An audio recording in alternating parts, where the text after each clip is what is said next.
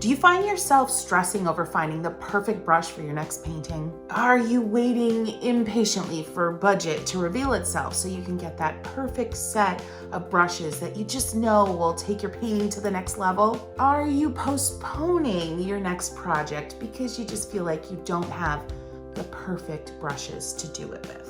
Nope, not today, friends, because guess what? We're gonna paint without a single brush. You got it. And no, this isn't a kid's craft project, I promise you. We're gonna make some real, satisfying, gorgeous artwork that you're gonna be proud of. And this is going to be some glorious, juicy, watercolor-loving proof that even your most meager of art supplies can make something incredible, like right now. All right, let's go. Today, for a quick and easy project to get you back into watercolor or to try it for the first time anyway, you just need a palette, some paper towels, and some paper.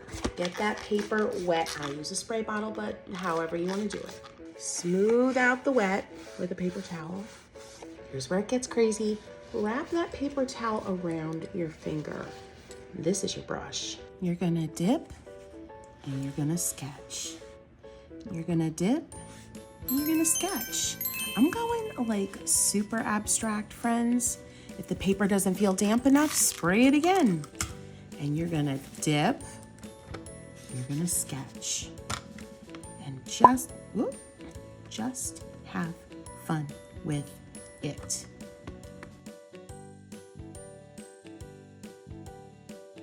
You might need to spray down that palette a couple times to keep it juicy.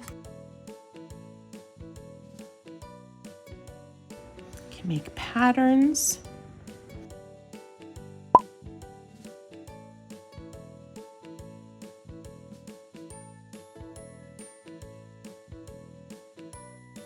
So, okay, the patterns with the paper towels is cute and all, but what about like a quote unquote real painting? Let's give it a go.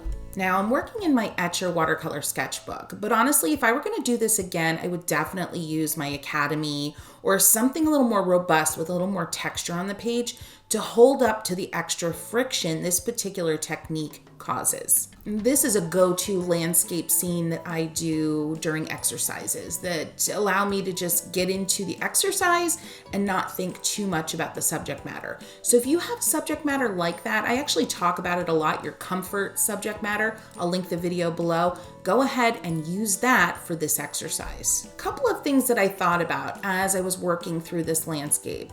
How am I gonna get detail? And what I realized is if I wrapped the paper towel tighter and used my nail as I was loading up the paper towel and paint, I was actually able to get some sharper areas of texture, which was fun. Another thing is actually using dry brush as a way to get crispness and texture. And you might be thinking already, like, Christy, what does this have to teach me? Because great, exercises are awesome. This could be a good warm-up. Well, let me explain. I've been thinking a lot lately about how watercolor is presented to us all over the internet, YouTube, TikTok, Instagram, Facebook Reels, or whatever they call them over there. We are bombarded with information that we seek out, right? Like, is there somebody listening by Queensryche? Seriously, they're listening to us. And you're seeing all these videos showing you kind of like one general way to do watercolor. And that can just feel overwhelming, more importantly, limiting. And so lately I've been thinking about ways to kind of mix it up and to kind of shake up your brain a little bit when it comes to this watercolor awesomeness that you are experiencing. We want to keep it awesome, right? So this is a fantastic exercise that is perfect for when you're just feeling those, this is my new hobby doldrums, right? This paper towel with watercolor exercise is most certainly going to shake up your creative brain.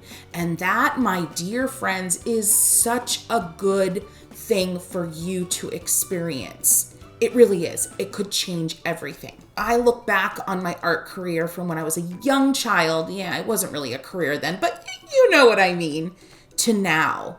And there are certain pivotal moments. I've had quite a few of them, more than I could count really. But they're so important, those pivotal moments where you try something new, you really step out of, you know what I'm gonna say, your comfort zone, like the cliche phrase of the century, and you experience this impactful, explosive joy because you chose to get uncomfortable, stay uncomfortable, and literally like sit in that uncomfortableness. That is what today is all about. So are you with me as you're watching me kind of evolve this painting in my weird watercolor paper towel way? Are you with me? Are you feeling it? If you are, go ahead and give this video a boop. That's a like, friends. And let me tell you what, I am on this journey. I didn't even know it was a journey I wanted to be on. I am nearing 100,000 subscribers here on YouTube, which blows my mind. And, you know, I don't really care about the number, but you know, when you get close to a goal, even a goal you didn't make, you get kind of excited about it. Well, that's where I'm at. So every time you give a video of mine a boop, it helps me get closer to that goal. But you know what, friends?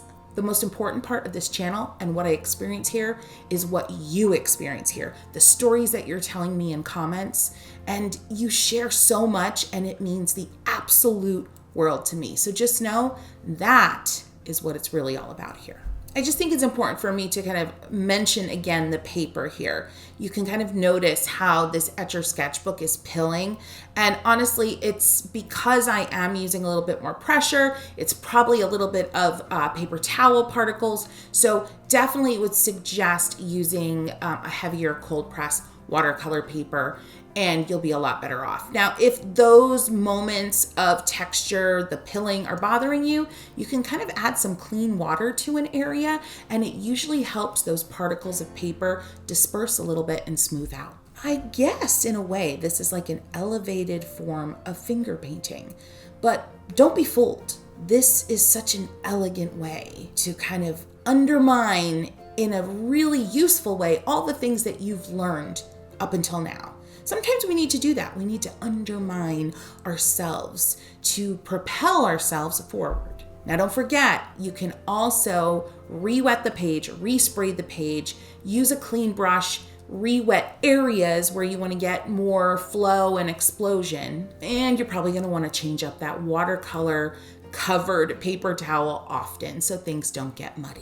Now, I'm guessing you might have a little bit of the, now I want to paint more landscapes bug. So this video next is perfect for you. I take you through a really quick exercise on how to lay out a landscape composition, and then we get right to the painting. And until I see you next time, friends, I want to wish you the utmost in happy painting.